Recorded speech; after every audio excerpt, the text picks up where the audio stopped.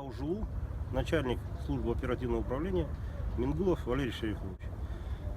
Мичурина 33А, вот на этом доме мы находимся, 98-квартирный жилой дом, 8-подъездный. Вот. Проверено было ряд квартир.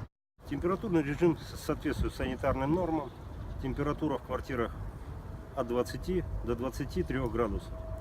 Но отмечу, что есть нарушение проектной схемы. То есть люди устанавливают самовольно, подключают, занижают диаметр трубопровода, что сказывается на теплоснабжении. Страдают, получается, люди и нижних этажей, и верхних этажей. На данный момент на Мичурина 33А установлен тепловой счетчик. Вот. По этому тепловому счетчику люди за октябрь платят 22 тенге за квадратный метр. В отличие от 130